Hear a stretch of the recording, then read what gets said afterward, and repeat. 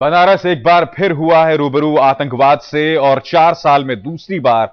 मगर आज हम कह सकते हैं कि महज अच्छी किस्मत ही थी कि बाकी जो 2 जिंदा बम हैं वो नहीं फटे। इस वक्त मेरे साथ मौजूद हैं बीजेपी के वरिष्ठ नेता और बनारस से सांसद मुरली मनोहर जोशी। जोशी जी, आपका स्वागत है आज तक में। मेरा पहला सवाल, शीतला घाट कोई आम जगह नहीं है जोशी जी, एक निहायत ही संवेदनशील जगह है, संवेदनशील मौका था क्योंकि मंगलवार का दिन था। बावजूद इसके अगर ये आतंकवादी तमाम मेटल डिटेक्टर्स से गुजर के वहां पहुंच जाते हैं और बॉम्ब प्लांट कर देते हैं, तो वहां स्थानीय प्रशासन का क्या इंतजाम रहा होगा? ये अपने आप में एक बहुत ही शर्मनाक कहानी बयां करती है।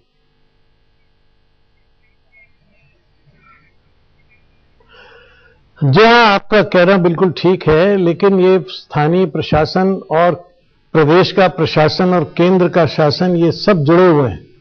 ये एक की ढील दूसरे में और दूसरे की ढील तीसरे में प्रतिबिंबित होती है।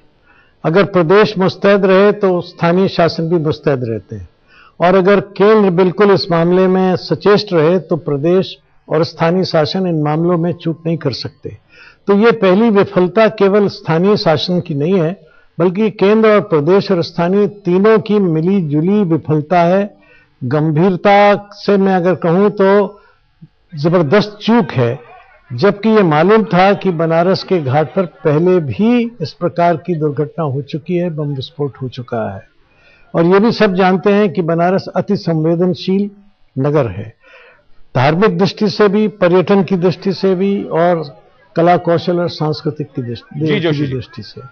इसलिए यहां इस प्रकार की ढील होना ये अपने आप में क्षम्य नहीं है। जोशी जी, मैं आपसे ये जानना चाहता हूं, केंद्र सरकार ये कह रहा है कि हमने एक एडवाइजरी 5 दिसंबर को जारी कर दी थी, और उस एडवाइजरी पर अगर आप निगाह डालें तो बहुत ही आम किस्म की एडवाइजरी है, और अब ये केंद्र और उत्तर प्रदेश सरकार में खींचतान का सबब बन गई है।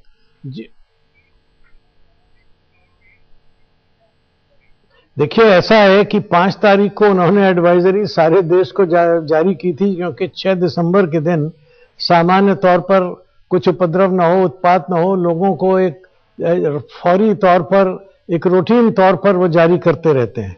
लेकिन कोई न तो प्रदेश और न स्थानीय शासन उसको, मैं नहीं समझता कि गंभीरता से लेता है।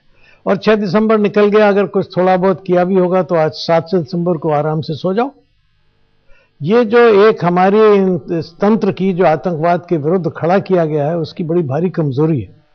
ये अप्रशिक्षित लोग हैं और ये रूटीन पुलिस वाले इस काम में लगा दिए जाते हैं, उससे कभी भी इसका निवारण नहीं हो सकता, इस पर नियंत्रण नहीं हो सकता। जी हां जोशी जी, बिल्कुल सही बात कही आपने, क्योंकि हमने देखा था कि उसके बाद की जो तस्वीर थी कि बाकायदा पुलिस जो जांच कर रही थी घटनास्थल का, मुआयना कर रही थी, पड़ताल कर रही थी कि कहीं और बम तो नहीं है, उनके पास बाकायदा सूट्स तक मौजूद नहीं थी।